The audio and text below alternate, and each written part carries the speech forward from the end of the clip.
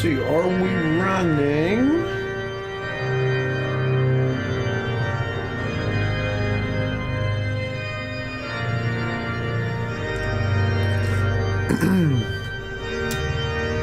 Man, this is my first time, and I feel like I gotta turn that down.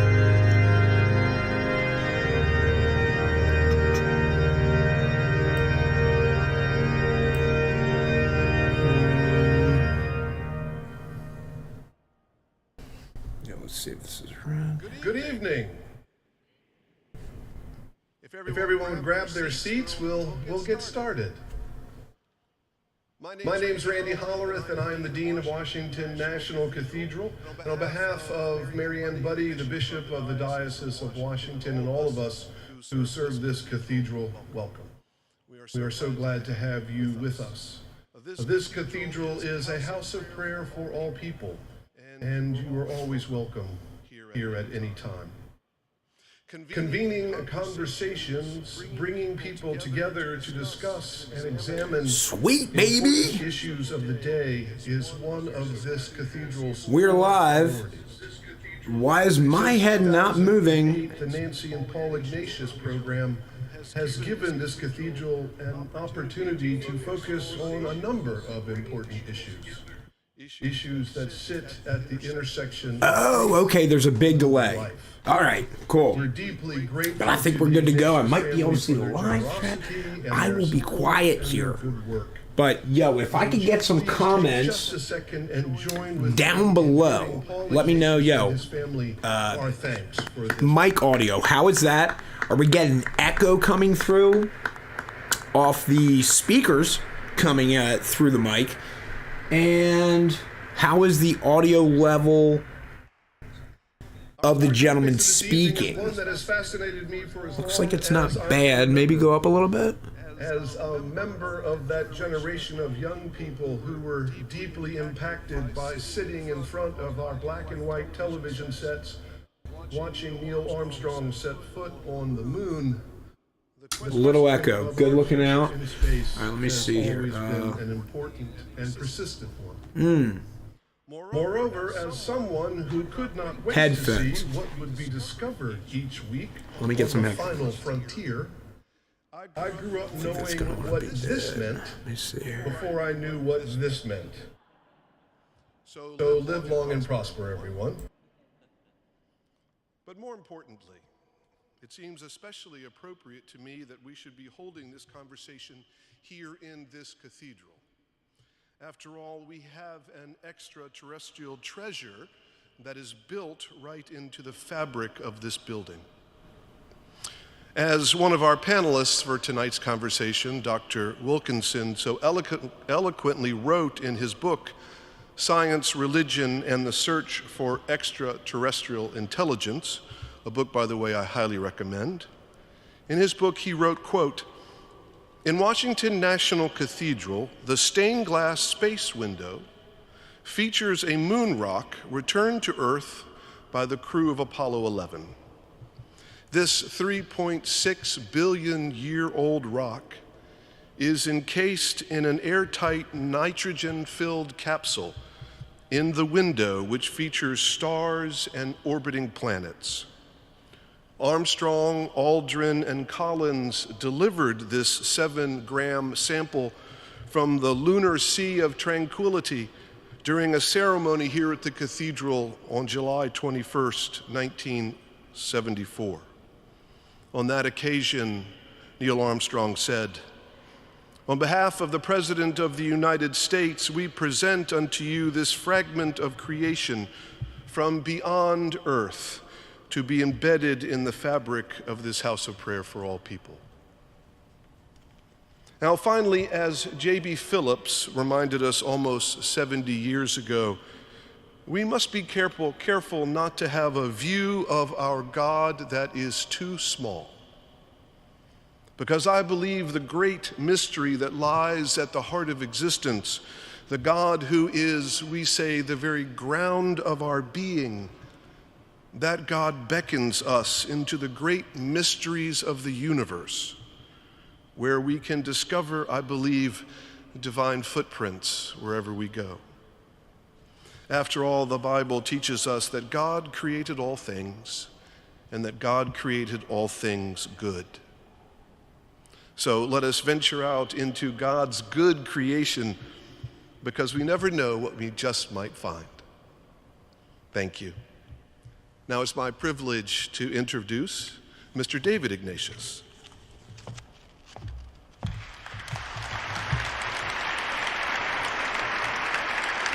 So, thank you, Dean Hollerith. On behalf of all of the Ignatius family, I'd like to welcome you to tonight's forum. When we're in this magnificent cathedral, we're always looking toward the heavens, but we thought tonight we'd make it a practical conversation rather than a prayer. A word about this forum. More than a dozen years ago,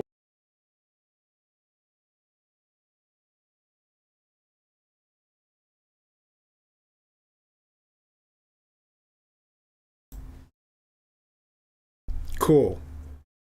Now we're not. Let me check some live chat.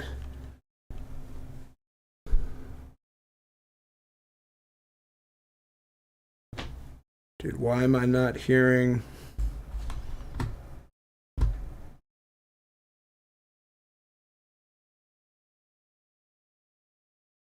All right, boost the volume. What's going on with this right here?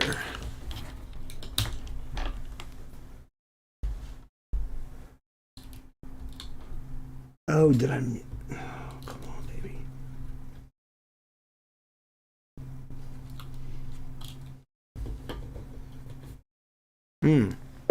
There we go.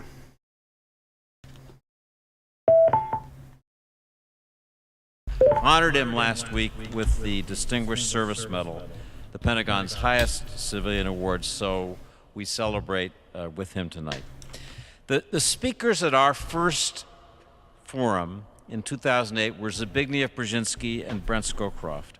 And since then, we've had many of America's most distinguished public servants share their thoughts here about how to make the country and the world better in ways that reflect our values and our shared destiny as a country and a world. Tonight's program is special in that we're going to think not about our dilemmas down here on Earth, but about the opportunities and puzzles out there in exploring our future in space.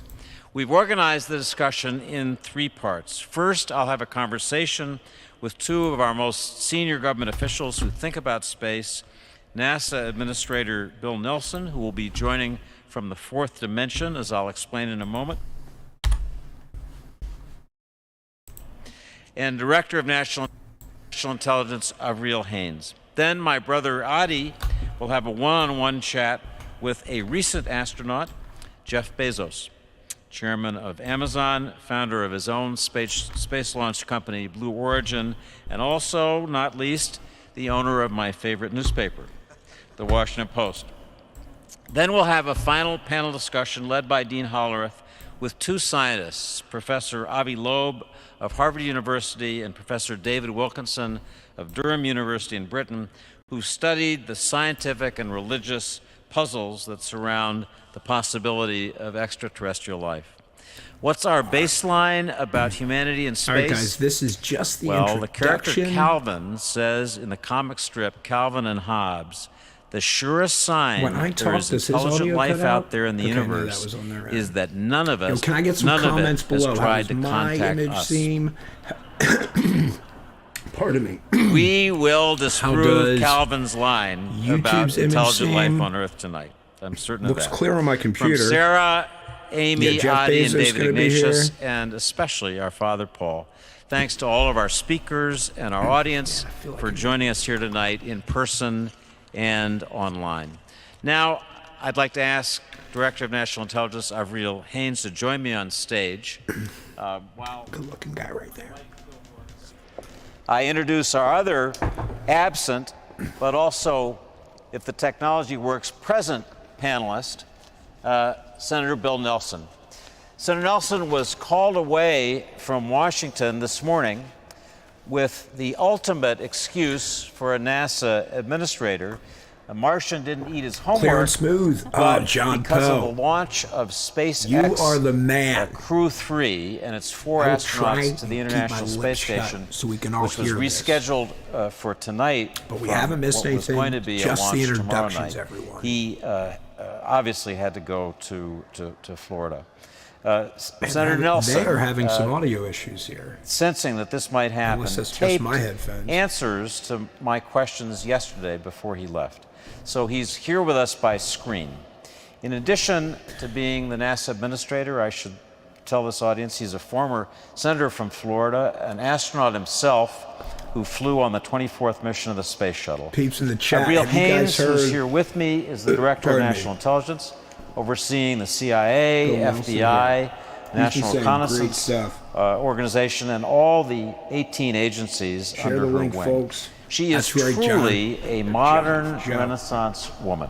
Oh, it is With a John. first degree in physics from the University What of happened to my other Chicago, boy, Joe a law Poe? degree from Georgetown, an experience as a judo fighter, a car mechanic, an apprentice pilot, the owner of an avant-garde bookstore, and then in government as an appellate law clerk, State Department official, a member of the White House Counsel's Office, Deputy Director of the CIA, Deputy National Security Advisor, and now Director of National Intelligence. So welcome to DNI Haines. I want our audience to think of tonight's conversation, again, assuming the technology all works, as a multi-platform bit of time travel with Senator Nelson, who gave these answers yesterday. Let's start with Senator Nelson. Matt, our technician, if you can make this technology work, roll it.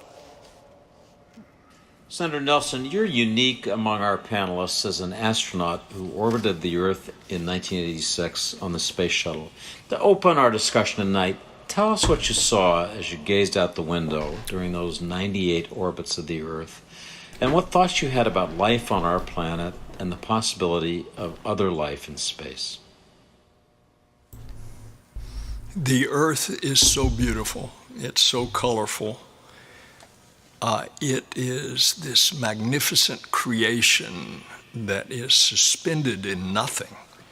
And space is nothing. It's an airless vacuum that goes on and on So let us for venture out billions into God's and billions of light years. And there's our home.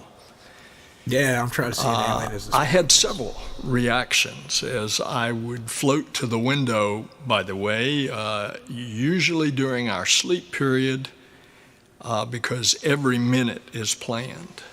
And I'd cheat on my sleep so I could float there in front of the window and just soak it in. I was struck how fragile it looks. I would look at the rim of the Earth, that bright blue band, and right underneath it I could see the atmosphere and realize that that sustains all of our life here. And then I could see, actually, from this perspective, 36 years ago, I could see how we were messing it up. Coming across Brazil, I could see the color contrast in the upper Amazon region, and then I could look to the east at the mouth of the Amazon and see the silt for hundreds of miles out into the Atlantic. Or coming across Madagascar, back then, they had cut down all the trees. There were no roots to hold the topsoil. So when the rains came, all of the topsoil ran down the rivers, and there it was very clear, looking at the mouths of the rivers in the bright blue waters of the Indian Ocean. And there was all that silt. It made me want to be a better steward of what we have. But there's one other lasting impression I want to tell you about. Because I was a policymaker, I was a politician, and I looked at the Earth as we orbited every 90 minutes. I did not see racial division. I did not see religious division. And I did not see political division. What I saw from that perspective looking back at our home, I saw that we were all in this together. Now, if we have life on this earth, to answer the second part of your question, do I think in these billions of stars that are in our galaxy, and there are billions, if not trillions, of other galaxies, is there the opportunity for another star, a sun, to have planets going about it? Yes, I think that. Who am I to limit life right here? So, D.N.I. Haines, you began as a theoretical physicist, as I mentioned in introducing you, but you now have the very practical responsibility of running the intelligence community. Nearly all the agencies that you oversee as D.N.I. have some space-based activities in communications, command and control, intelligence collection. I wanted to ask you what guidance you give to your agencies about our vulnerabilities, our missions in space, and I also want to ask whether your agencies are looking, collecting, in the parlance of the intelligence business, for early signs of life out there. So first of all, thank you. And it's hard to follow Bill. He's so spectacular on these issues. And I can't think of a more uplifting location from which to have a conversation about space.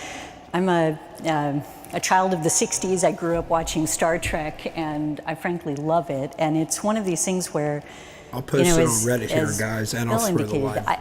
It's hard to overestimate rather the inspirational aspect of space, and the fact that it drives us to innovate in ways I think that it's hard to match in other domains. So for me, in terms of our collection in space and what it is that we're focused on, we are focused generally on life on Earth, and that tends to be where we're, where we invest. But it is something that I think, as you indicate, we're still exploring, and we're trying to understand what this domain can be for the future for us. And I think that's as we're developing, not only are we focused on life on Earth, but we're also seeing how, frankly, life on Earth is developing in space, and we're recognizing that it is going pretty quickly this decade, and I think we're going to see a lot of changes in the future. So we'll come back to the specifics of your involvement in space with a very particular report that you authored, but I want to ask Matt to roll the second question that we put to Senator Nelson.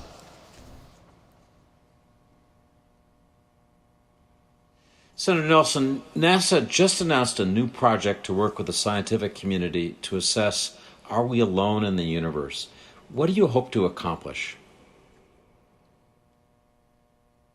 Well, I've asked our science mission director to propose a series of scientific goals as we look out for life in this universe. First of all, we're looking for life right now. That's why we have a probe on Mars. It's a big rover. It's as big as a Range Rover. It's got an arm, and it goes out and it drills holes and it puts it into a titanium tube, and we're sending a mission that is going to go there and pick up those tubes filled with cores out of the Martian surface on that lake bed and near where it is obvious that a stream came down into that lake bed at one point. And we're looking for signs of life there. We're looking for signs of life as we have these telescopes, the James Webb telescope going up in December. It's going to be positioned 1 million miles from Earth. And it's going to look away from the sun, and it'll pick a keyhole, and it'll look through it, and it'll look back into capturing light from 13.25 billion years ago.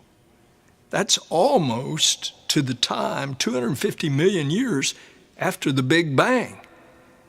And we're going to see what we discover as it picks another keyhole and looks in there and trying to see planets in our galaxy, but maybe other galaxies that have a sun, and suddenly there's a dark spot moving across that sun, which would indicate a planet. And then we're going to try to get the chemical composition. So, do I think there's life out there? Yes. I cannot limit this universe to be just here. So, D&I Haines, on this topic of life out there, you issued an extraordinary preliminary assessment in June on unidentified aerial phenomena, is the new term of art. To summarize that report, you studied 144 reports from U.S. government sources. Did everybody see Lou's had tweet? multiple sensors that had made the identifications. Lou Elizondo, and also about how he deleted observers, his I'm quoting, burner reported account unusual on UAP Twitter flight characteristics. at faceless You sorted these into 5 different bins. The last call just other. I want to ask you to share with the audience your takeaway after the completion of that report, and what your own view is as you look at the evidence. Yeah, I mean, I think the bottom line is that we don't understand everything that we're seeing, and that's probably not surprising to anybody in many respects. But it was a report that really, Congress asked us to produce a report that assessed what we saw as the threat, essentially, from unidentified aerial phenomena, and what our sort of best understanding was of the different reports that we had identified. And it stretched over from, I think, 2004 through to 2021, the different reports that you indicated, 144 of them. And we had different categories, as you said. So one of them was airborne clutter, another was natural phenomenon, another was foreign adversaries, fourth one was related to sort of U.S. government or industry developmental programs, and then the fifth one was other. And that basically indicated that we were pretty sure we weren't going to be able to characterize every single one of these reports in the various categories that we'd identified, because frankly we were not able to understand everything about it. And a large portion of that is based on the fact that we don't have a consistent way of reporting this information. We need to integrate, frankly, a lot of data that we get. We need collecting information that's useful to us from different sensors. Thanks, Christina, that are available to us, and we have to deepen our analysis in these areas. And that's something that, frankly, probably also doesn't surprise you, in the sense that that's how we typically approach our intelligence work. And the main issues that Congress and others have been concerned about are basically safety of flight concerns and counterintelligence issues. But of course, there's always the question of, is there something else that we simply do not understand that might come extraterrestrially? It's done. Let me just ask a follow-up hopefully in a few weeks. We're trying to sell it right now. Get it. Comments about feedback has been sick. UAP detection side media. How we'll know what we know. How would we know if we were being observed? In the description. That's, I find, a question people pose to me often in the weeks before this session. What is the tradecraft? Well, the tradecraft isn't any different for unidentified aerial phenomenon than it is for the rest of our work in the intelligence community, which is to say that, we do our work very much as I was indicating. We sort of, DMT? Great collect question. all of the information we can through a variety of different sensors. It does not. People are reporting things. We're picking up things technically. We're doing a variety of work to try to understand what it is that we're seeing. We are then taking other information that we have to determine, is it something that we know about in that area? Is there some other reporting that we might not normally think of as being connected? And then we do our analysis, as we normally would, to sort of say, okay, put it into context. What are the likely possible options? How do we characterize it, bucket it, and think about it? all of that is sort of the standard way in which you work. But it doesn't mean that that we are definitely going to be able to tell if we're being observed under the circumstances. I mean, I think there's a lot of different ways in which that might be revealed, but certainly we're working to make sure that we understand what we do see and what phenomenon is identified, and otherwise we're going to have to wait for Bill's science work, I think, to actually reveal some of these additional possibilities, not to mention some of the other people that I think you'll talk to later today.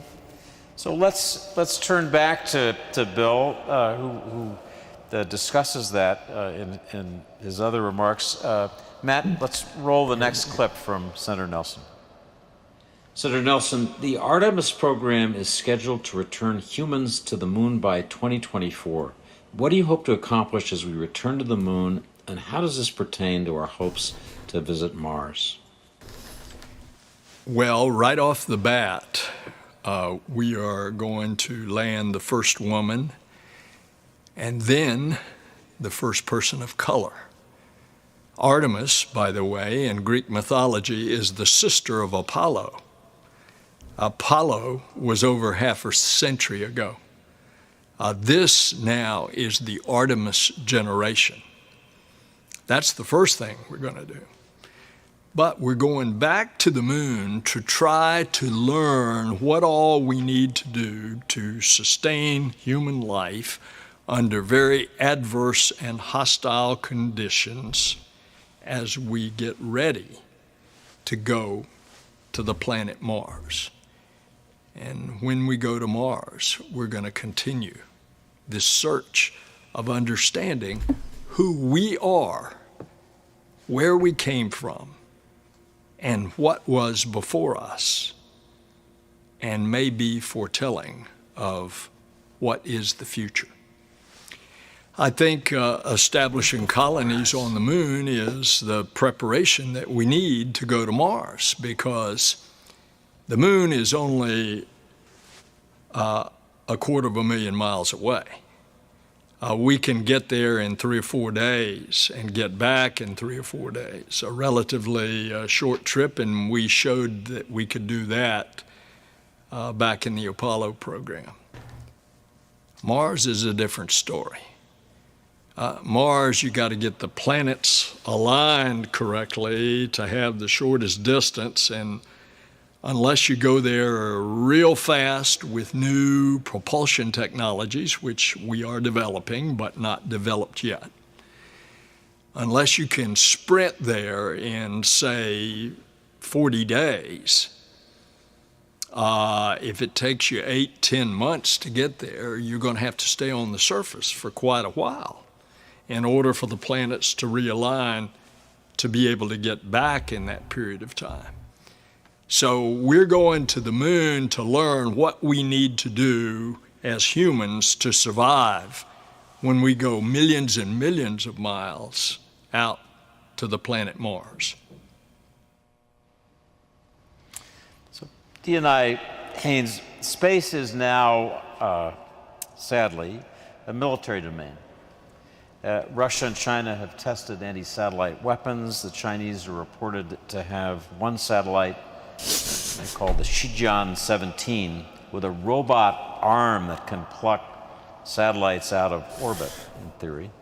How serious are the threats to our space-based architecture, civilian, military, intelligence? And what are the intelligence community and the Pentagon doing about that threat so that we're better protected? Yeah, so first of all, I mean, our space-based architecture we rely on for domestic and international commerce. We are beholden on it for our homeland security. It's quite intertwined with critical infrastructure, for example. So there are 55 critical functions that our Department of Homeland Security has identified as critical, and really all of them are connected to space in a variety of ways. It is critical to our national security, our military capabilities that rely on space, and it's critical to scientific discovery, as we know. And so it is fundamental to so many different aspects of our life and our interests. And yes, the threat is real in the sense that both China and Russia are increasingly building space into their military capabilities. They both have both ground-based and space-based counter-space capabilities. They have effectively counter-space capabilities that allow them to jam some of our satellites. They have directed energy weapons that allow them to essentially blind sensors on various satellites. They have, in the context of, for example, China has a anti-satellite missile that is capable of attacking satellites in LEO, in low Earth orbit. So there's a variety of concerns in this area. And in terms of what we're doing about it, we are absolutely committed to protecting, frankly, access to and the capacity to explore space for a variety of nations, ourselves, our allies, our partners around the world. We recognize how important this is to our collective human prosperity. And therefore, we're looking to defend our architecture and make sure that, in fact, it's capable of being resilient through these periods. Matt, let's hear what Senator Nelson had to say about these tensions, great power conflicts. Senator Nelson, at a time of rivalry and tension here on Earth, do we need more joint space missions with rivals like Russia and China? Oh, I like this. If ever there's been a success between nations that were hostile on the face of the earth, it's between the Soviet Union and the United States in 1975 in the middle of the Cold War. An American spacecraft and a Soviet spacecraft rendezvoused and docked, and the crews lived together. And they did that for 9 days. And even though we have our terrestrial problems with Russia, a la Putin and his government, we are cooperating in space. And remember I told you about that Apollo-Soyuz? That was led by General Tom Stafford and General Alexei Leonov.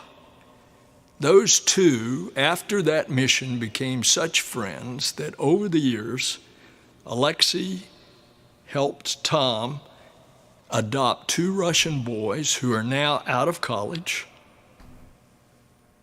And when Alexei died a couple of years ago, who was asked to give the eulogy? None other than Tom Stafford.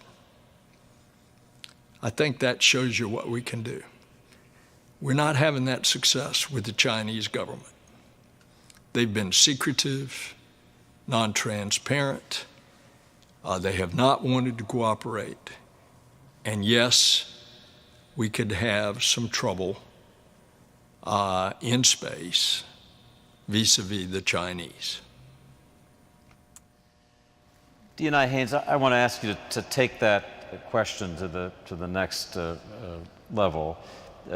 Intelligence is about thinking about the unthinkable. It's about measuring risks that are over the next couple of hills. When your analysts think about a world, a solar system where we can imagine colonies on the moon, maybe further, what do your analysts think as they begin to assess this about the possibility of conflict, that the kind of colonial wars that we read about in science fiction could be part of our human reality? Yeah. Well, first of all, not surprisingly, we're trying to avoid any colonial wars in space. But beyond that, this is, first of all, I mean, I think from our perspective, we don't see it as this sort of separated and isolated domain. To the extent that there's going to be a conflict, it is far more likely that we have a situation where it's a conflict on Earth and it's a conflict in space, and the two are connected to each other. And so we work through essentially scenarios in which we identify, here's a variety of ways in which we can integrate deterrence, which is our classic way of essentially managing conflict. And in that context, I think, you know, we're consistent in saying to the policy community as they think through what are the sort of strategies for dealing with this, that if you want to affect deterrence, you can't just think about it in space. You've got to think about it in an integrated way across all of the different domains in which you're likely to engage in conflict. So that's one aspect of it. But another aspect of it, too, I think, is just that space is a domain in which we obviously have some treaty law. There were sort of 6 main treaties in the 1960s. There have been a variety of international efforts and norm making over the years that have developed. But it is still, in some respects, quite nascent, which is to say that there's a lot of additional work to be done to create the frameworks that will ultimately, I think, be relied upon in space. And there's also a lot that's changed. It used to be, when many of these normative frameworks were established, it was a very state-dominated area, which is to say it was really only governments that were effectively in space. And the reality is today, the commercial sector is just blooming in space and considerably spanning a fair amount of the government work, and governments are working with industry. And that is going to take a different kind of a framework, and that has created some kind of evolutionary aspects of these normative frameworks. But I think we're really just at the beginning of that and looking at how it is that we actually develop a framework for space that makes sense. So that is, I think, going to be a part of what we'll be seeing in the future, and thinking through what some of the costs and benefits are of different frameworks, how we evolve, how we promote a situation that allows us to basically benefit from the greatest opportunities that are available to us in space, of which the commercial industry and private sector is an enormous part of what I think will be beneficial to us in the future, and leading in the innovation in many respects. And that's something that we need to be able to inculcate, to facilitate, to support moving forward. So I think that will be some of what we see in the future. So, Matt, a final question for Senator Nelson. Senator Nelson, last question. What's the coolest thing about NASA that we don't know about? Well, it's classified. Good answer. No, I'll tell you one example that you don't know about, but it is really neat. If any of you saw, a couple of decades ago, the hit movie Armageddon with Bruce Willis, there's an asteroid in the movie that's headed to Earth that will destroy Earth. And so they send a crew. I mean, it was big time fiction, because they sent in the movie a space shuttle up there, which you can't do. And then, of all things, they used a nuclear weapon to move it out of its path. We're doing this real time come December. It is a mission called DART. And it's going to an asteroid that is orbiting an asteroid. And we're not going to hit the big asteroid. We're going to hit the little asteroid. But oh, by the way, the little asteroid is the size of a quarter of a mile in diameter. And we're going to hit it with a probe at 16,000 miles an hour. And then we're going to watch it in our telescopes. Did it move it ever so slightly in its orbit around the other asteroid? And if that's successful, what it will tell us is, if we did detect an inbound asteroid that could threaten our existence as a planet, that then we could send a probe, and that probe would ever so slightly change its trajectory. The further out that you can get that hit, the better chance of changing that trajectory so that it misses planet Earth. Well, that's pretty cool. I can't beat that. I hope Well, I'm going to ask you the same question. That's pretty accurate, right? D&I Haines. What's the coolest thing? Asteroid, little one. The intelligence community is doing in space that we don't know that you can talk about? I don't think there's really anything. I'm going to get fired if I talk about the coolest thing that you don't know about. I will tell you that we work with other countries and their private sector in addition to our own private sector on a variety of things. And like New Zealand with rocket launch, or a variety of other places. And we do some absolutely amazing things. And honestly, if folks are interested, they should come work at the intelligence community. That would be my answer to that. So we have some phenomenal stuff that we will show you once you get your So if clearance. you want to know the cool stuff, Yes. you've got to go to work for United Haines. So I just want to thank her for joining us. I want to thank Senator Nelson for coming to us from Casey the fourth for dimension. Good call. And with that, I want to ask my brother Adi Ignatius to come on stage with our surprise guest, Jeff Bezos, for our next discussion. Fantastic. Thank you so much. That was super. Thank you.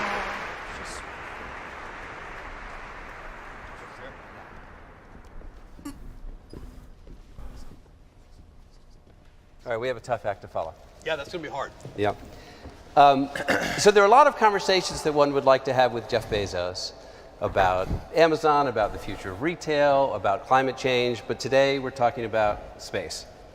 Jeff Bezos, the founder of Amazon, also is the founder of Blue Origin, a private company that manufactures space vehicles and conducts space flights. The company's stated goal is to make access to space cheaper and more reliable through reusable launch vehicles. We really are thrilled that you're here and want to talk to you about your interest in space, your vision for space. This past summer, Yeah, of course, exactly. It was Jeff went to free. space himself on Blue It Origin's was New free to Shepard rocket, sign up. an experience that he says just did changed it. him. So Jeff, welcome, and thank you very much for being here. Thank you. It's great to be here. All right, let's do it. So when you returned to Earth from your trip to space in July, you were quoted saying it was best day ever. Give us a little more about that. Tell us about, describe the experience of leaving Earth's atmosphere. Good call, Well, John. Very much what Administrator You might Nelson try and one said. up here. Everybody who has been to space tells you that they experience something that has come to be known as the overview effect.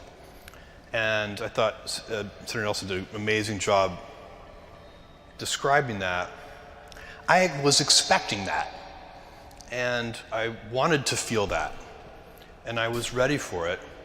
And what I can tell you is that the magnitude of that experience was so much bigger than I could have ever anticipated. And it really is such a change in perspective that shows you in a very powerful and emotional way just how fragile this Earth is. And I wish everybody could have that perspective. We've sent 8 people up so far, and we hope to send many more. But each one of those people comes back an ambassador for Earth. And it's a very dramatic feeling. We sit here and the atmosphere looks so big, this planet looks so big from the ground. But up there, what you see is the immense blackness of space, this tiny little cradle. In fact, that's why the name Blue Origin, our origin is this blue planet. And this is the most precious planet in the world, and we have to preserve it and conserve it and make sure that our children and their children and so on have this beauty in their lives. Yeah, talk about how, what's the origin of your interest in space, your passion for all of this? Yeah, I heard about that. Well, I was 5 years old when Neil Armstrong stepped onto the moon, and that made a huge impression on me. I grew up reading science fiction. I grew up watching Star Trek. In 4th grade, my neighbors, Dean and Kyle, the 3 of us would play Star Trek all summer long. And, the dreamers come first. If you read science fiction, you watch other people, you get inspired. And the dreamers inspire builders, and the builders build and they make new foundations that the dreamers can dream even further. And that cycle continues. And that's certainly what happened to me. I've been passionate about space my whole life. In high school, the speech I gave at the end of the year, I was completely about space, and the last words of the speech were, "The final frontier, meet me there." I've always wanted to turn the Earth into a sort of, national park or something zoned light industry and residential. And I think most heavy industry will be done off in space. So I want to come back to that for sure. I read a quote somewhere, it was a high school friend of yours who told the media that she figured you started Amazon just to be able to raise enough money to create a space business. Does that sound about right? That's my high school girlfriend, Ursula, who has been quoted a few times saying that in the press. And it is extremely handy to have a lucrative day job if you are going to have a very expensive night job. And that's what Blue Origin is for sure. So yes, that's worked out very well. But let me push on that. I mean, did you actually see, if you were successful in business, that would give you the resources to be able to do? Yes, I've always had that dream of building a company like Blue Origin to pursue this, what I think is building a road to space. I can talk about that for a long time, but I'll... Yeah. Okay, amazing. I want to ask, so there are, plenty of critics who will say that, the people in the private sector are spending so much money, in space. We have lots of problems on Earth. Shouldn't those resources couldn't they be used more effectively to solve the problems on Earth rather than, these sort of fantastic ventures into space? What do you say to that? I say they're missing the duality that we need to do both, and that the two things are deeply connected. I'm actually spending even more money on the Bezos Earth Fund than I'm spending on space, and that is about climate change and about nature and conserving nature and using natural solutions to help climate change. About $3 billion of the $10 billion in the Bezos Earth Fund is going to go for nature-based solutions. We need to conserve what we still have, we need to restore what we've lost, and we need to completely transform our food systems and grow what we need to live in a new way that doesn't degrade the Earth. So there's a tremendous amount to be done in the here and now, and we cannot forget about that. But at the same time, in a deeply connected way, we need to look to the future. And we humans have always done both things. We've always looked at the here and now, and we've always looked out to the future. And this planet is so small. If we want to keep growing as a civilization, using more energy as a civilization, most of that in the future needs to be done off planet. I do want to come back to that too. You mentioned your interest in Star Trek, and I don't know if people know that some do, I'm sure, that you played in the 2016 movie Star Trek Beyond. You played an alien with appropriate makeup. I wanted to ask that was not an easy gig to get. Well, I insisted on a speaking role, which complicated the whole scenario. What did you say? Speak normally. It was one line. Yeah, you got it. I nailed it. Yeah, sounds like it. So what was it like then having William Shatner, who was Star Trek's original Captain Kirk, on Blue Origin's most recent human flight? Well, it was incredible, and I didn't really know William Shatner very well. I'd met him a couple of times briefly.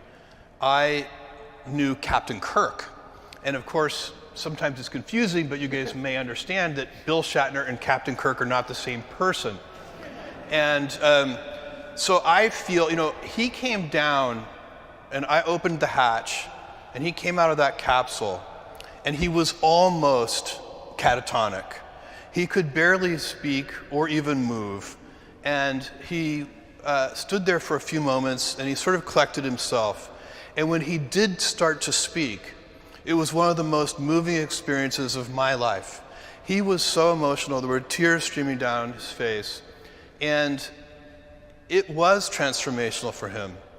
I think, upon reflection, that we each gave each other the gift of space. He gave it to me when I was in 4th grade, and I gave it to him when he was 90 years old.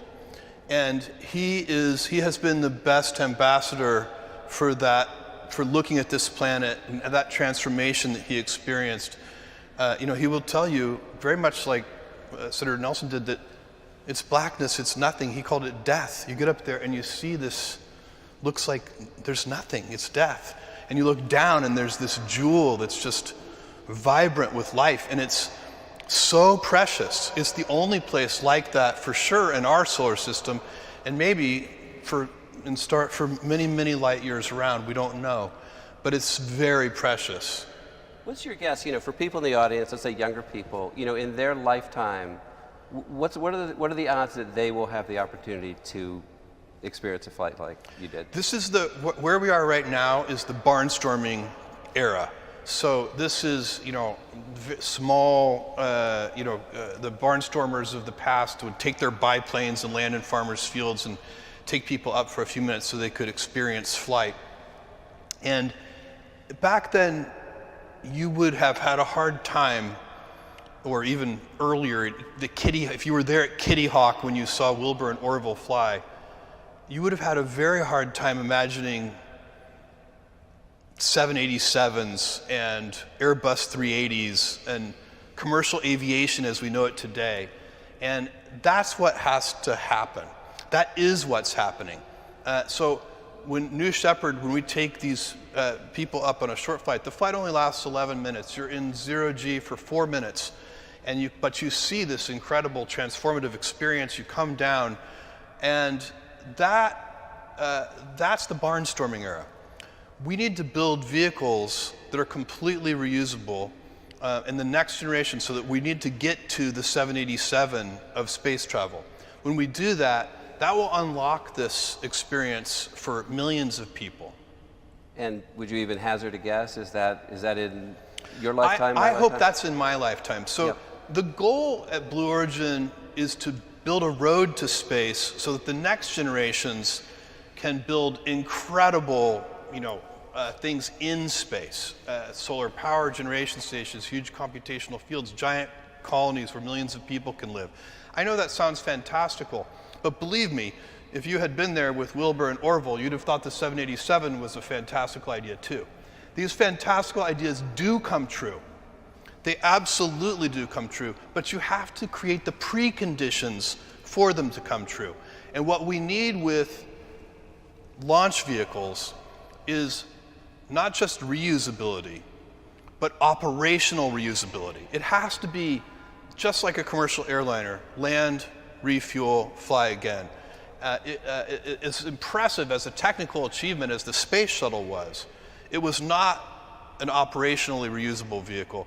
It took way too much inspection between flights, way too much refurbishment between flights, and it turned out to be very expensive. We need to dramatically reduce the cost of space. That infrastructure building will unlock future generations to do amazing things in space. It's very much like when I started Amazon, I got to rely on infrastructure. I didn't have to build a package delivery service. It existed. It was called the US Postal Service, and Deutsche Post, and Royal Mail, and UPS, and FedEx. So we could rest on top of that heavy lift infrastructure. And that's what I want Blue Origin to do in my lifetime, is create that road to space so that future generations can build life in space. So you've talked about, your vision. And it's not to leave the Earth, it's to save the Earth. This is one of the things that I see people consistently get wrong, at least from my point of view. This is the precious planet in our solar system.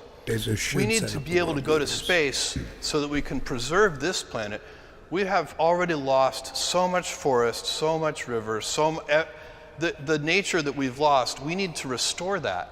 And we can do that and maintain the things we love about our modern lives. But we need to do that, we need to be getting our resources and doing our heavy industry off Earth, which that may not happen in my lifetime, but I can create the preconditions so that the next gen can do that. So you've talked about, moving large numbers, and I'd like you to talk about what kind of numbers we're talking about, of humans from Earth to large, complex space colonies. And I guess now I really want to hear more. What is the imperative for that? And what would these colonies look like? What would they do? What's the vision here? Well, the imperative for that is we will be at a crossroads. This Earth can support, let's say 10 billion people to a certain degree. We'd have to really work hard to figure out how to do that without continuing to degrade the planet. but this Earth can support 10 billion people. The solar system can support 1 trillion people. And we can continue to grow our civilization and grow our energy intensity. So if you look throughout history, one of the most striking things you see is that energy usage per person has been continuously growing, and the compound rate has been around 3% a year. And if you compound our current baseline energy usage at 3% a year for just a few hundred years, you have to cover the entire surface of the Earth in solar cells.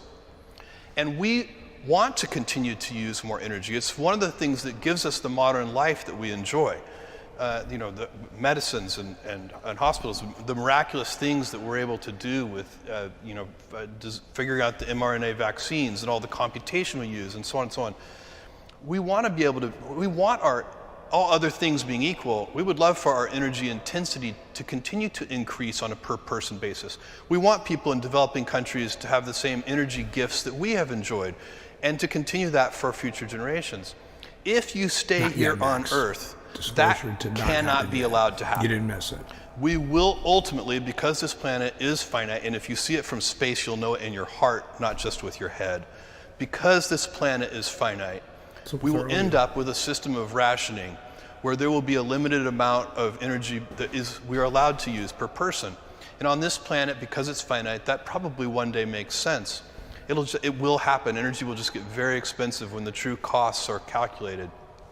But off planet, where the sun shines 24 hours a day, free energy, you can build Jeff. gigantic solar farms in space. You can beam some of that energy down to Earth. Most of it will be used in space.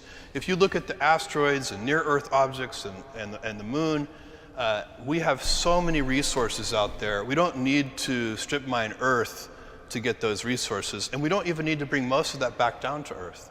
So we're used to thinking of, a few people at a time going up to space. You're talking about massive numbers, and are you talking about planet-based orb-based colonies? Even if you were to terraform Mars or do something very dramatic like that, which would be very, very challenging, by the way,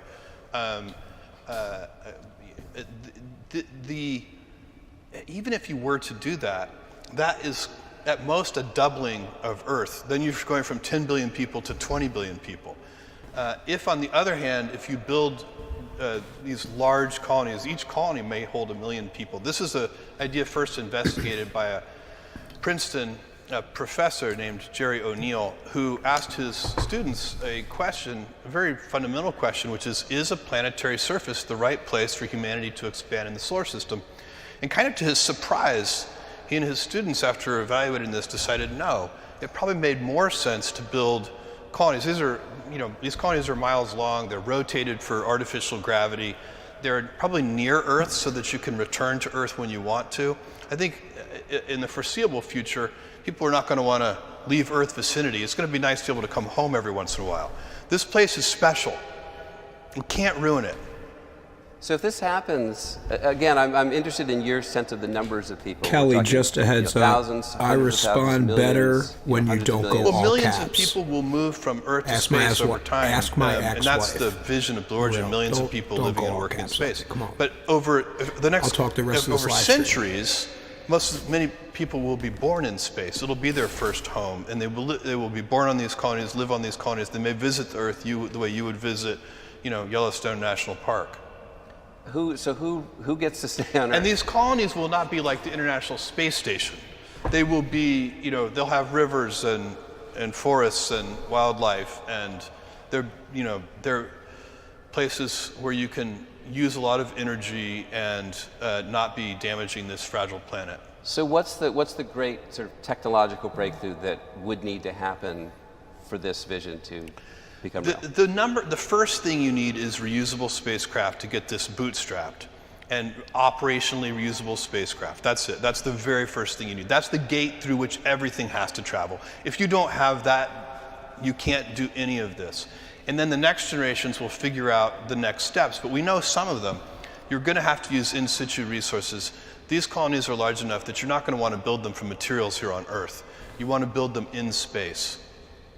So we're used to seeing governments sort of run space programs and colonize space to the extent that that's happening. Blue Origin, obviously a private company. I mean, you develop your own moon lander. Help us out. I mean, should we be comfortable with the idea that the private sector is playing such a a forward role in the future of space?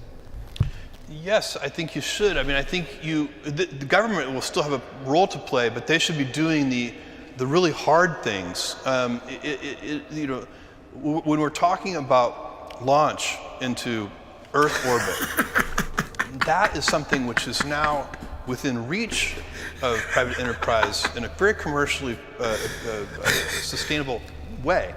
And Kelly, I'm so is something self-centered, then I that just should be assumed it was transitioned to the directed at private me. sector, because the private sector can be very dynamic and make very And rapid now you progress. know why I have an ex-wife. You don't need a government program to make the next generation of iPhone.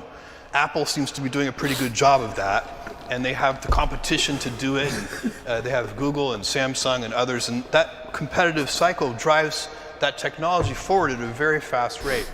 So you want that to happen in space as well. That's what sets up this opportunity to have this big entrepreneurial dynamism in space. At the same time, there'll be really hard things to do that have time frames like that that was commercial directed investors at are me, not Matt. willing to invest in, and those will continue to be the domain of governments. So, planetary research missions and so on, hyperspace, You could be better point-to-point than Barn travel, Animal. Come on, perhaps. bro. Those kinds of things will continue, I think, to be in the realm of government. So we've already teed up the question of whether or not there's life out there, and we'll be talking about it more later. But I'm interested. What are your stars just in this galaxy, and then so many galaxies? The odds that we are the only intelligent life in the universe seem vanishingly small to me. Now, if you ask me, have we been visited by those extrasolar intelligences? I very much doubt that. I think they would be, we would know if we had been. We may have been visited. But are they out there? Bezos. Probably. Yeah, and you don't feel like if they're out there, how could we not have seen them? No, these distances are so vast, and there are so many about how many of them there are, how long those civilizations last, what their interests are. Some of them may, just not be that interested in leaving their solar system. Mm-hmm. So Blue Origin has a number of flights under its belt, a lot of work under its belt. I'm interested, what has surprised you both positively and maybe negatively? What's thanks for been a getting my bigger back, challenge boys. I than you appreciate it. anticipated? But what has pleased you so far? Well, here's the deal, yo. If people ain't The hating, hardest thing by I ain't far doing enough. is that operational reusability. So if you look at New Shepard, trying New to coast, Shepard is but our I feel suborbital like tourism vehicle. It's the based vehicle on that my we've man now Matt flown humans Peterson. in twice. And we want to doing make all right. hundreds and thousands of those flights. And the reason we want to do that is because we humans get good at every single thing we practice. And so the more we fly that vehicle, we will get at it, and we'll learn how to have really operational reusability. And then that vehicle, everything we have already learned with that vehicle and everything we will continue to learn with that vehicle is being incorporated into our orbital vehicle, which is called New Glenn, named after the first American to orbit the Earth, John Glenn. New Shepard named after Alan Shepard, the first American in suborbital space. And so that's really, that's the hard part is not space travel, right? That was a solved problem in the 60s. Not reusability. Matt The Peterson space is? shuttle sort of did that. He's The friends hard with part Matt is Peterson, operational that dude that murdered reusability. his wife. And it is a hard technical problem. Wasn't And that it requires practice to get it Google that right. shit and double check. I guess I'd love to I think it hear was Scott Peterson. more about what's next You might with be Blue related, Origin. I Matt. mean, we've been amazed. We've seen these flights. We've seen you on them and Captain Kirk. What will we see in the next few years? What can we Well, we're expect? going to continue to fly New Shepard, much more frequently, hundreds of times. We're building new tail numbers for New Shepard, and it is every time we fly, we're going to bring back ambassadors for Earth, and that's what we find is everybody who has flown has had that profound emotional transformation that William Shatner voiced so well, that I felt so deeply myself. Every single person who's gone has felt that. So we're going to continue to make more ambassadors for Earth that way. We're going to continue to practice. Lynn, which is a very large orbital vehicle that will ultimately be fully reusable and operable, and that will unlock a tremendous amount of opportunity in not just low Earth orbit, but also in the kind of lunar vicinity and beyond in interplanetary terms. So that's the next step. Yeah, amazing. So you mentioned William Shatner again. I had meant to ask, so when you played Star Trek in 4th grade, were you Kirk? We always, the two most popular characters that we arm wrestled over were Kirk and Spock. And it sort of depended on the day whether whether Dean or Kyle or myself got to be Kirk or which of us got to be Spock. Where somebody also was Bones, and somebody would be the computer. The computer wasn't a bad role to play either. Right. And I guess my other last question is, on these space colonies, can you get Amazon Prime? Of course. Are you kidding? That'll be built in.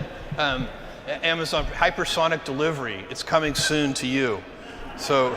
Okay. Yeah. It's on Bill Shatner, I just want to say it was so amazing to watch him have that transformation, and to have him go up as Will Shatner, and then for me personally to have him go up as Captain Kirk, and for me personally to have him come down as Bill Shatner was a very moving experience for me. Perfect. All right, we are out of time, but I want to thank you very much for taking part in this and for sharing your vision. It's fascinating. Well, it's been great, and it's one step in front of the other. The grand vision will take a long time, but big things start small, and this is how it starts. Thank you, guys. Fantastic.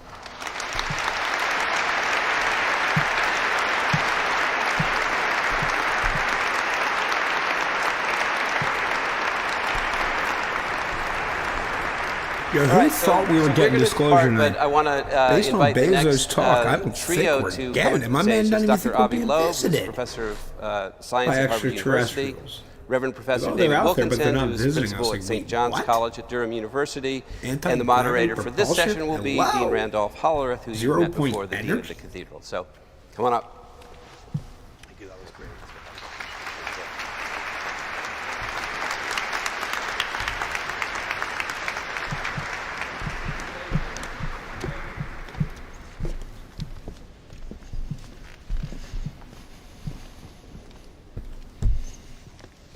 Thank you, Adi. Thank you, Jeff. That was a really wonderful conversation. Thank you, David, Avril, for such a wonderful beginning to our evening tonight. I'm thrilled to have with me in this conversation, two folks who have an incredibly long bios, and I'm going to chop them up to be quite short. But I need to share something about the achievements of these two amazing individuals before we begin our conversation.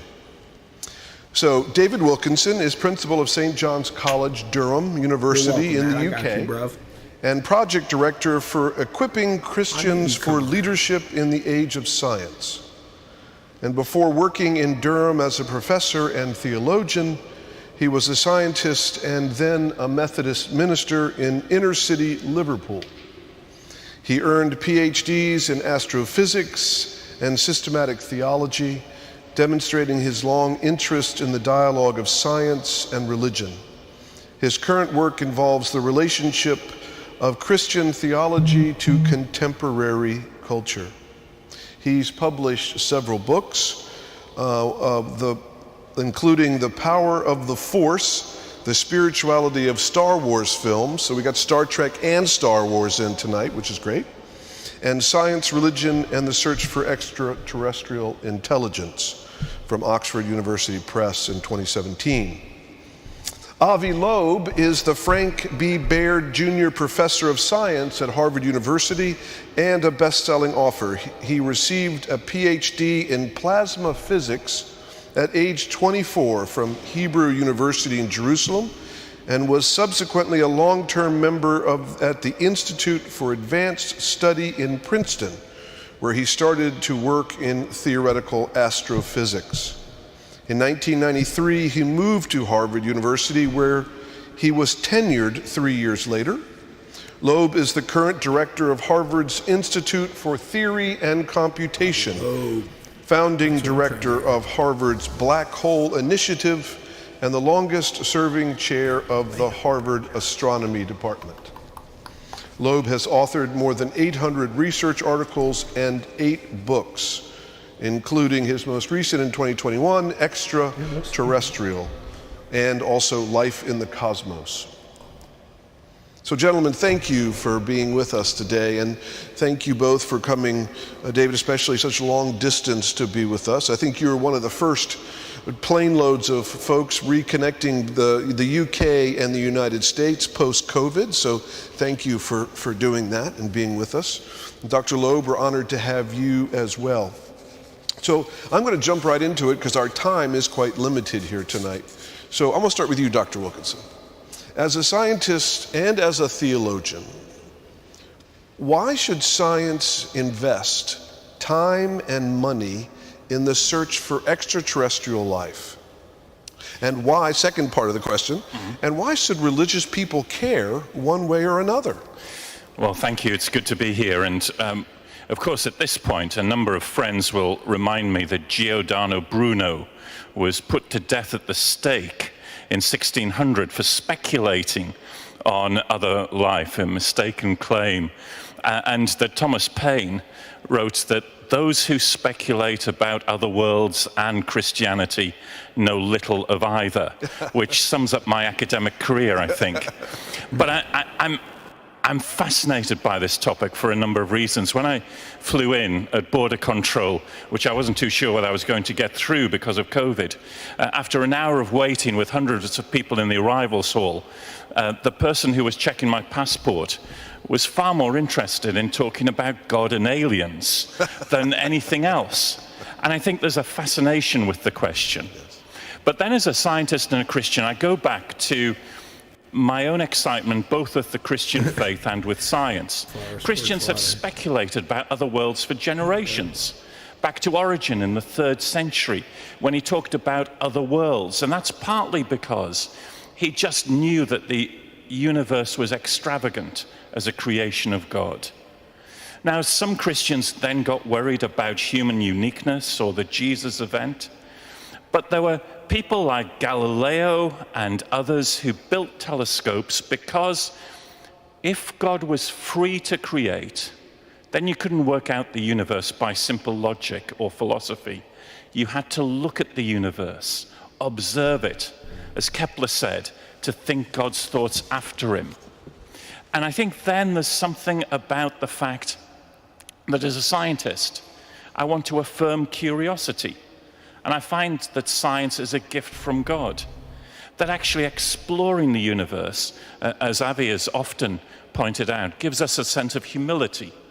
And for me, that's a religious as well as scientific experience. The sense that an encounter with the other tells us something about ourselves. And the encounter with the big questions is a reminder of humility. So I don't think that Christians should be worried about this at all. I think there are interesting questions which we may come on to, but I'm excited and committed and passionate about it. Thank you. Now, so Dr. Loeb, just jumping right in with you as well, you recently released a book called Extraterrestrial, The First Sign of Intelligent Life. Incredibly fascinating book that has sort of taken the world by storm. It's your series. You describe what you call the first interstellar visitor to our solar system that was first detected in 2017.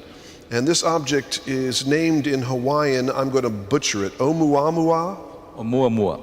Oumuamua in Hawaiian, which means first messenger from afar. And your research, if I'm correct, into this interstellar visitor has created quite a stir because you don't think it's a comet or a meteor or an asteroid that has come through our solar system, but a spacecraft or an alien artifact that has been traveling towards us for perhaps millions of years. Tell us more about your thinking. Well, I see science as a continuation of our childhood curiosity. I remember very vividly sitting at dinner and asking a difficult question. And the adults in the room would dismiss that question. And that bothered me, because they really didn't know the answer. They were pretending to portray an image of authority. And I thought that by becoming a scientist, I will be given the privilege of asking difficult questions and perhaps even answering them with data, because it's a learning experience. And I should say that I'm humbled to sit with two religious authorities, because as I studied the universe, I realized that some of the important principles that I uncover were when we look at the universe. We realize, that we are not central actors in this play. The play started 13.8 billion years ago. We just came at the end. How dare we think that we are the main actors? And moreover, we are not on the center of the stage. I mean, it was very impressive to see Jeff lifting his body by 1% of the Earth radius. But the universe is 10 to the power 19 bigger than the Earth radius. And that gives you a sense of modesty. The second thing is, we can be curious about how we came to exist on this planet and whether similar circumstances could have led to something similar to us. One thing I tell students in my class at Harvard, on the first day, I tell them, half of you are below the median. And they are shocked. Because coming to Harvard, they believe that all of them are in the top 1%. But the definition statistically of the median is that half of the students in the class are below it. And if we look at ourselves, we definitely behave as if we were below the median of intelligent civilizations out there. And the last thing is, when you see the big picture, you get a sense of calmness. We are preoccupied with what's happening here, impressing each other. When you big picture, it's not so relevant. So I have a twist on religion that I would like to introduce, if you allow me. Please. First of all, we are almost developing life to produce synthetic life in some laboratories on Earth. And so God, in many religions, was the creator of life, was the creator of the universe. If we, in the future, understand how to unify quantum mechanics and gravity, we might even be able to create a baby universe in the laboratory. So my point is simple. An advanced scientific civilization could be an approximation to what we called God. And the second point is, religions argue that humans were created in the image of God. Well, I would argue that we are now developing artificial intelligence systems that are in our image. So in the image of an advanced technological civilization, you will have AI astronauts. I don't think we should send people to space. We were selected by Darwinian evolution to survive on the surface of this rock. And in space, there are many hazardous conditions. We should be proud of our technological kids, these AI systems that drive cars right now, and in the future, they could be astronauts. So instead of sending millions of people to space and endangering their health, we should send our kids, technological kids, AI systems into space. Now, if we can imagine doing that, someone else might have done it, because most of the stars formed billions of years before the sun. So my point is simple. Let's look at the sky and check if there is any equipment, AI astronauts, that were sent by other civilizations. And that's the goal of the Galileo project that we established a few months ago, that received private sector funding, and we plan to use telescopes and look at the sky. Because if we don't look through our windows, we can argue that we don't have neighbors, but that will not get rid of our neighbors. And Oumuamua was the first interstellar object that came from outside the solar system that was spotted near Earth in 2017.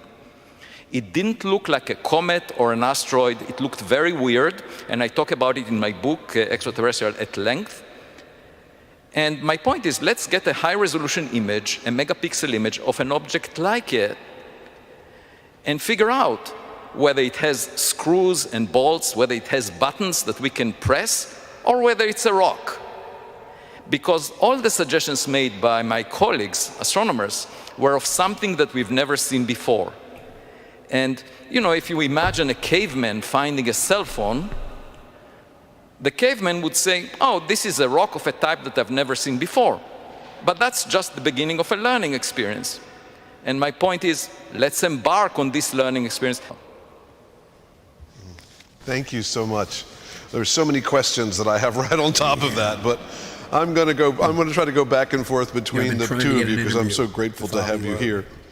So, Dr. Wilkinson, with some branches of our faith, with Christianity, with the with Abrahamic faiths, there's a belief that, as Dr. Loeb said, that human beings are the pinnacle of God's creation. If we were to discover advanced, intelligent life on another planet, would that dislodge our place of Genesis? Yes, a number of people have worried that if we do discover other life, and particularly intelligent life, then our uniqueness and our special nature, our special relationship with God would be undercut by that. And that partly is because we've always believed that we're at the center of everything. We're the pinnacle of everything. But in the 15th century, a Christian theologian called Nicholas of Cusa said, within the Judeo-Christian tradition, you are special not because you're at the center of everything, but because you are loved. The belief that God loves us. So when I'm sitting with my family at home, I don't have to sit at the head of the table to feel special. I can sit wherever I want. It's the relationship of love that makes me feel special. And indeed, it's not an exclusive relationship of love. The God that I see in Jesus Christ, I think, is a God of love and grace. And that God would be loving not just to human beings, but loving to the whole of creation, the planet itself. And if there is other life, intelligent or not, that would be the basis of a relationship of love. So I don't think human uniqueness needs to be defined by the fact that we're the pinnacle of everything or that we're the center of everything. And I think that's where the encounter with the possibility of other life becomes really interesting, because we've often in history defined ourselves against the other, defined ourselves as the most important. Something about even the discovery of microbes on the surface of Mars would be a reminder that actually this universe is far more interesting. And indeed for Christians, that God's interest is far more than just human beings. And I would dare say that this is all a piece of that great humility that Jeff Bezos was talking about in the experience of looking at our fragile Earth, as well as Bill Nelson's comment, is that it does humble us as to our place within the cosmos. The experience of awe, coupled with the experience of a precious gift of this earth, I think is both inspiring and humbling. And I think that view of life in a different way, that overview, as Jeff talked about, is really important. I've not been to space. I'd love to someday. Travel all over to shoot these but I love roller coasters. And my wife and I love roller coasters, and we remember going to a theme park where there was one roller coaster in England called the Big One. We arrived at the theme park, there was no parking spaces anywhere. We drove round and round and round, couldn't find one. We were having an argument. We eventually got to the roller coaster, we weren't speaking to each other. We got on the roller coaster and we went up that first hill. Most people look down at the big drop when you get over the first hill. But let me tell you, if you go to England, you go to a place called Blackpool, and you go onto the roller coaster, the Big One, and when you get to the first hill, instead of looking down, you look over your shoulder. Where are you from, You will see so many parking spaces you will not believe. I mean, parking space after parking space after parking space. Those things which look at one level to be problems are given a different perspective at another level. And so overview doesn't take away problems, it defines things in different perspectives. And that's the wonder of space for me. Can I steal that whole thing for my sermon on Sunday? Really? At a price. Shows my mic is recording. Dr. Loeb, I think your whole book and your conversations How about Kelly? I'm going to mispronounce Am I it getting again. audio up in here, boys and girls? Man, it shows it's up. I practiced pronouncing it about 5 times, but I practiced pronouncing it wrong from reading the book, so I can't get the wrong out of my head.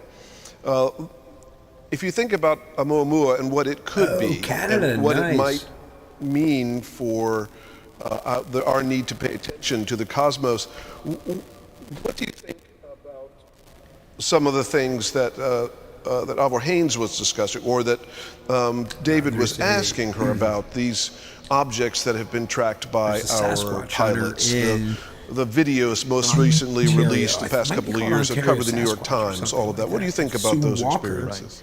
Well, first I should say that during the Jewish high holidays this year, I got an email from a rabbi in Ann Arbor, Michigan, that gave a sermon about my book. So the sermon was given.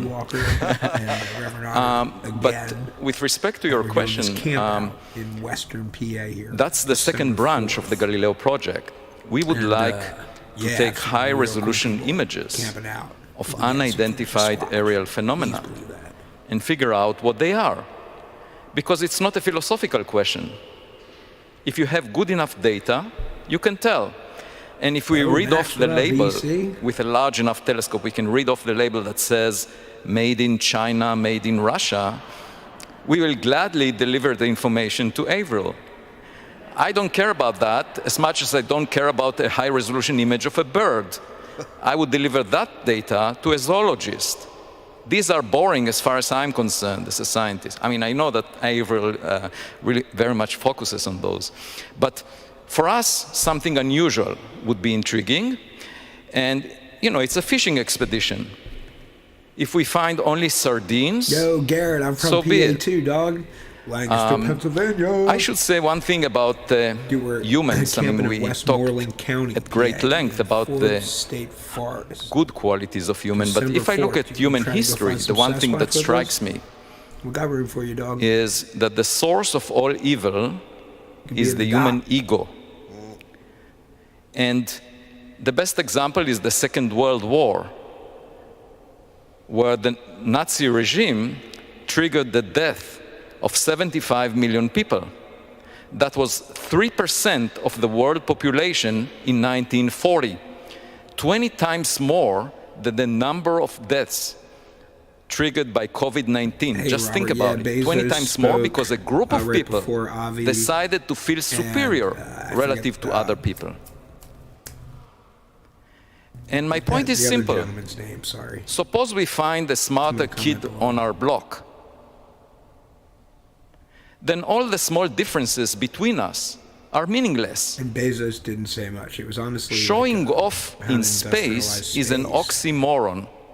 He said, "There's probably aliens." And my hope is they probably don't have the technology that once we discover intelligence out there, like, what, bro?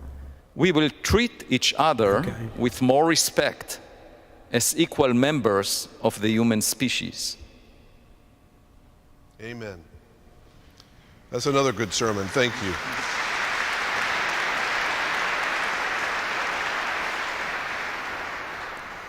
So 3 questions for both of you, very straightforward. I think I know the answers to a couple of them for each of you. 1, do you think we will discover life in the universe? Just basic life in the universe. 2, do you think we will discover intelligent life in the universe? And 3, are we being visited now by intelligent life? David, you want to go first? And those are simple questions, are they? That was the other guy. I think we will discover primitive life elsewhere in the universe, and I think that'll be exciting. I don't know whether we'll discover intelligent life. As we've mentioned already this evening, one of the problems is that of communication. So if there's a civilization in one of our nearest galaxies, it may take a message a few million years to reach us. saying, hello, is there anyone there? If we send a message back saying, yes, we're here, who are you? That's another few million years to get back. That's not a very interesting conversation. And as Avi has said, in terms of the scale of the universe, it may be that there's intelligent life out there who we'll never contact or know. But it doesn't worry me if we do. I think that'll be a really interesting encounter. And the third question was, have we been visited? I don't think so. As that great prophet of space, Elton John, once said, any rocket man has to come a very long, long way to reach us. And being British, if I'd arrived, I think I would probably call in for a cup of tea after such a long journey. So I think, but I do want to affirm Avi's project, which is about looking for the evidence, more evolved, both as a scientist and as a Christian, to be open-minded, not to rule things out, but to do science well. And science is about engaging with the question. And the God that I believe in, I think, encourages us to do that, affirms science as a gift, and affirms asking the questions. Thank you. So let me go back to two things that happened 70 years ago. One of them is the famous physicist Enrico Fermi had lunch at Los Alamos with colleagues. And they discussed extraterrestrial life. And he said, well, if it's very natural to have life out there, where is everybody? Now that's a very presumptuous question. It's just like sitting on the sofa at home and saying, nobody is knocking on my door, therefore I don't have neighbors. Recorded history of humans is 10,000 years old. That's 1/1,000,000th of the age of the Earth. So how dare we say we don't hear a knock on the door right now, therefore we don't have neighbors? It makes no sense whatsoever. And besides, there is this story about a fisherman that came back from sea and said, I discovered the new law of nature. All fish are bigger than 2 inches. So a friend of his asked him, what's the size of the holes in your fishing net? And he said, 2 inches. And my point is, Fermi did not use telescopes to look at the sky. He just wanted them to show up in his front porch and communicate. The point is, suppose there are AI systems that are small. Now, the Oumuamua, this object, was the size of a football field. It was discovered in 2017 just because a few years earlier we had the first survey telescope that could detect the reflection of sunlight from an object the size of a football field that passes within the orbit of the Earth around the sun. Before that, we didn't have that. So obviously, Enrico Fermi used a fishing net that has holes that are too big. He couldn't see that. And the second point is, if these are AI systems that may be astronauts visiting us, not biological creatures, we might need our own AI systems to figure them out, sort of like relying on our kids to interpret content we find on the internet because they're more computer savvy. And that's a new technology that we can now use to figure out what's going out there. Now, the second thing that happened 70 years ago was that we decided we have radio communication. We had it for, by now, 126 years, since Marconi sent the first transmission. And we say, okay, we transmit radio signals, they must transmit as well, let's look for them.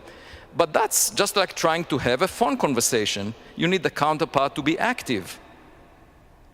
And if they lived for a short time, as Jeff was pointing out, they might not be around anymore. You can't have a phone conversation with an ancient culture on Earth that is not around anymore. And a much better approach is to do archaeology. Here on Earth, search for relics that they left behind.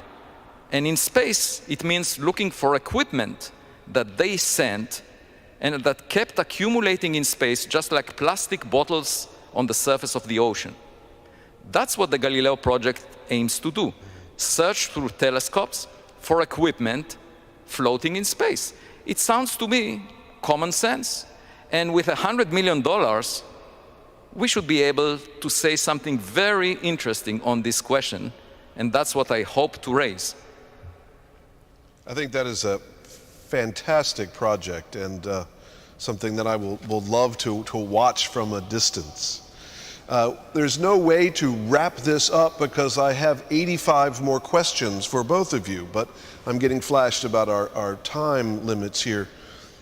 I just want to end on the faith note, if I might, as a bias on my part. But you, Dr. Wilckinson, you say that the search for extraterrestrial life is the biblical prime directive. What does that mean? Kepler once said that science is thinking God's thoughts after him.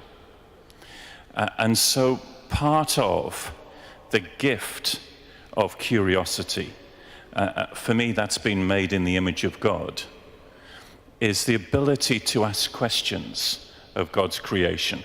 That's what happened in my own life at the age of 17 when I became a Christian, and I found that science was introducing me to the things that this God had created, particularly the laws of physics and the beauty and elegance of the laws of physics.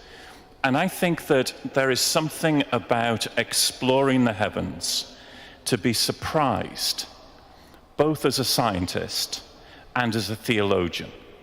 For the God that I believe in is a surprising God at times, and he breaks the insularity of some of my prejudices and some of my preconceptions.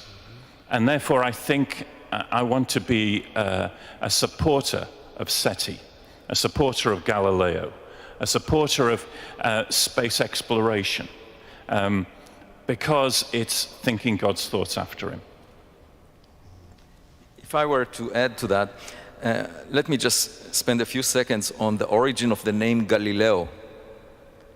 It comes from the northern part of Israel, Galilee. And in Hebrew, Galilee means a cylinder. So if anyone read Arthur C. Clarke's Rendezvous with Rama, a cylinder is meaningful in this context.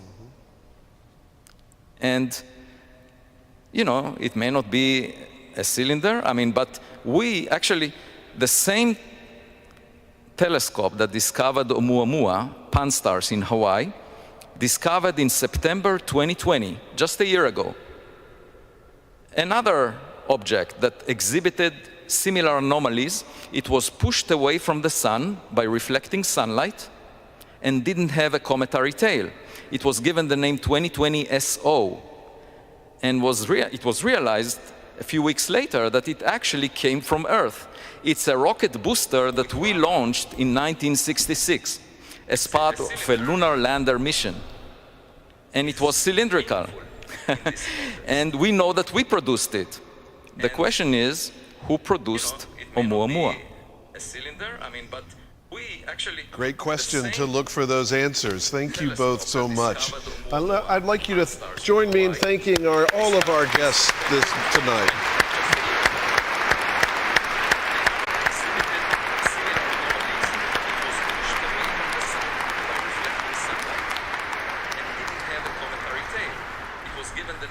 Thank you for staying with us and for being here. And if you are a person of faith that's important to you, I would love to just be able to offer a quick prayer as we leave tonight.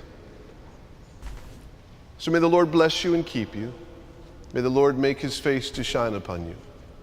May the Lord lift up his countenance upon you and grant you peace. Amen. Thank you to the Ignatius family. Thank you to all of you for being here tonight.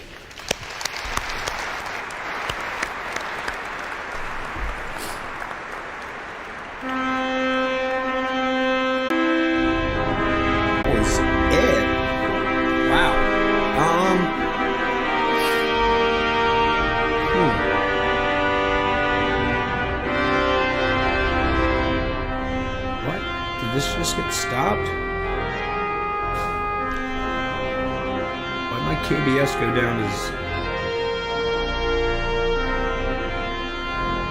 Yo, can you guys comment below?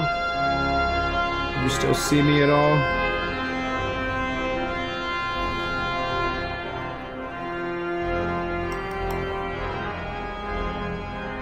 Okay, there it looks like it's going level.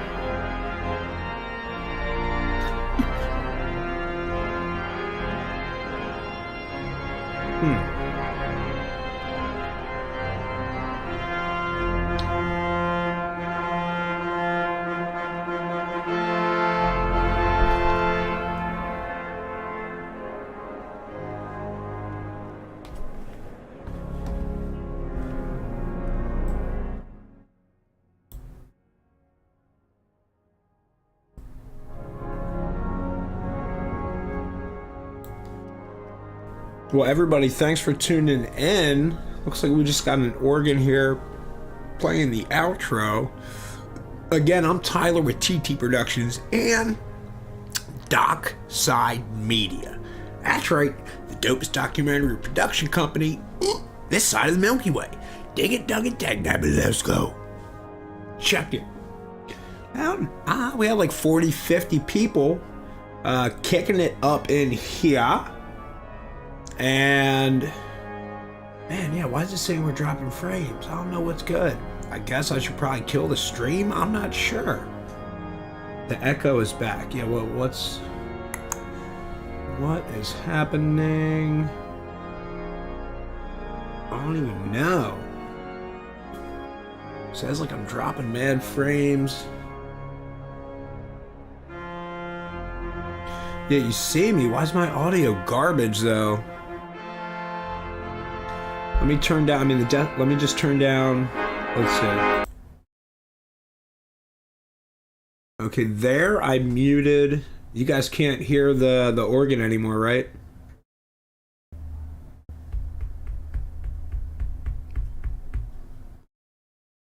Yeah, I don't see you, Garrett, but I see that you see me.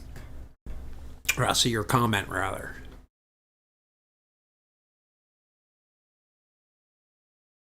But what's up? Anybody got some dialogue? Yeah, you a little bit. What did everybody think of this live stream? Drop your comments down below. Me, man, I don't know. Based on Bill Nelson's, I don't know. I like Bill Nelson. I just, we definitely didn't get disclosure here tonight. That's a fact. I think it's a step in the right direction. Man, I was real surprised by Bezos and his comments about basically, just like industrializing space. And as far as I could tell, he wasn't thinking outside the box about using any type of like anti-gravity propulsion or, trying to rethink physics to figure out maybe how UAPs are moving, right? He's like more or less talking about, yeah, I thought it would be longer too. I agree. But yeah, Bezos, I don't know. It seemed like he was still talking about like the same propulsion systems that we're using now, man. Like combustion. Like you say, what? Come on, dog. Yeah, we ain't covering vast distances with rockets. That's a fact.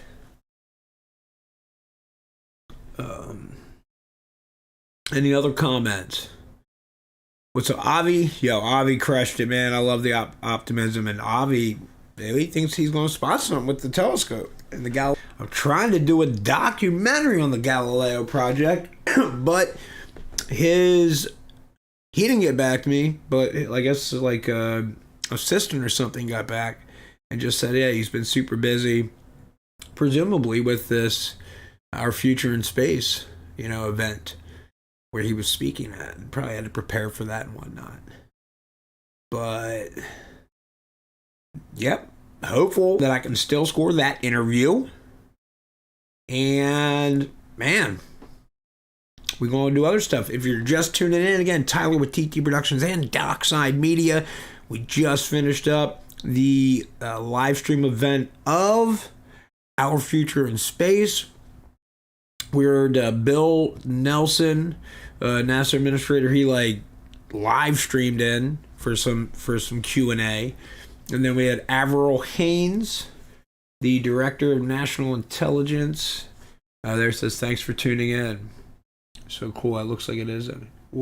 Anyone actually cover this? Will this gain any real media attention?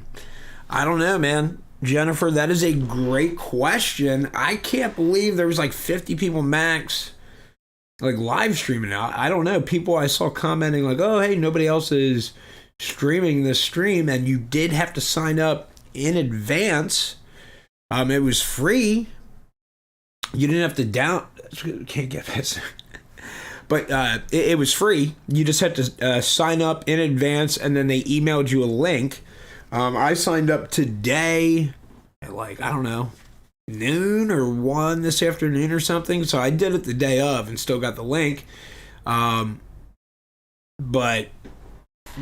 yeah, I was surprised there was only 50 people watching it live when, somebody's commenting like, yeah, can't find it anywhere. It's like, well, yeah, I don't know. Maybe everybody and their brother actually did sign up in advance.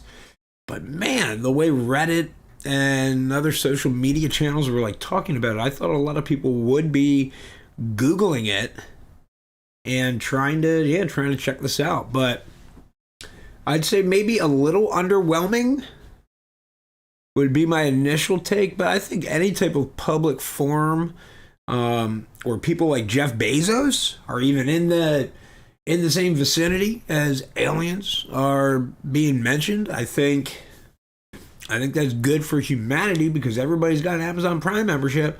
So guess what? If Jeff Bezos says, hey, you get a free ET, with your Prime membership this year, like everybody will be like, oh, cool, yeah, ETs, I love ETs. Yeah, get me an ET. So it'd be dope to have him come on board. But I feel like, man, we're just going to be looking at the screen in my mug here for the rest of the day. So I guess I'll wrap it up. But I appreciate everybody tuning in. Again, Tyler with TT Productions and Dockside Media, where we're the dopest documentary production company this side of the Milky Way. We got Conscious Contact, Full Disclosure, about aliens, telepathy, consciousness, experiencers. Dude, it's nasty. Pre-screening feedback has been sick. We got some interviews coming up and reviews on some sick channels. Steve Cambian with True Seekers, Hysteria 51, Alien Strand, Alien Theorists Theorizing. Wow, what's those cats' names, man? I feel like they just had it. Where are these cats at? Oh man, I don't want to butcher y'all. You guys didn't give me like straight up confirmation yet that I'm on. Dude, where is this cat? Man, what dude, I'm not going to give up because I love these people. Because they love Conscious Contact, Full Disclosure.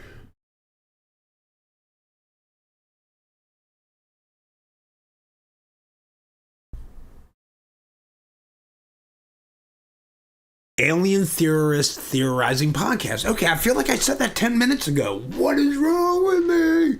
Maybe I dropped through a wormhole. I got nothing. But yeah, so we got a bunch of media press interviews coming up for the Conscious Contact Full Disclosure documentary.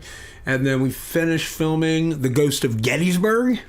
That'll be finished cut maybe like 6 to 8 weeks.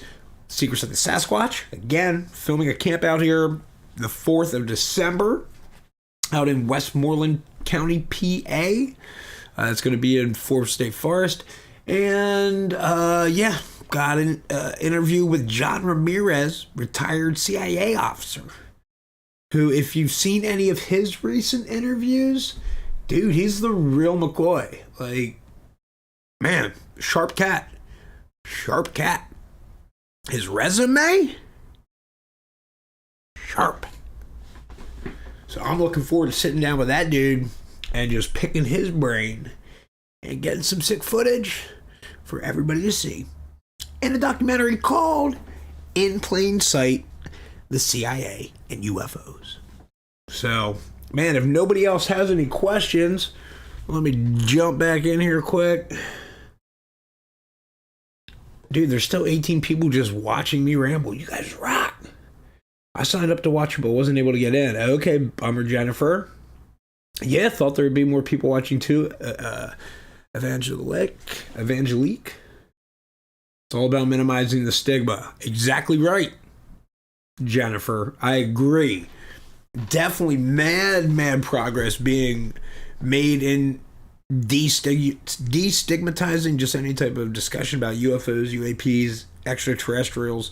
I know when my filmmaking partner and I just finished making Conscious Contact Full Disclosure, and we were going around, we had a pre-screening contest, but then I also sent it around to a couple like friends, family, and stuff like that to check out.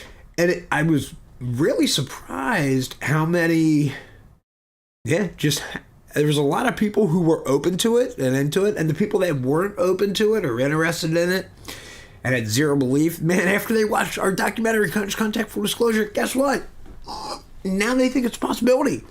And so I just feel like, that snowball is going to just keep going and getting bigger and bigger and eventually reach like a critical mass. And I think it's at that point that we get disclosure. And it's going to be sick. And it's going to be fun, man. And I think we get a lot of sick, like, technology that just revolutionizes like the way that we live. And just, imagine being able to travel anywhere at any time. Man, things I could do. But,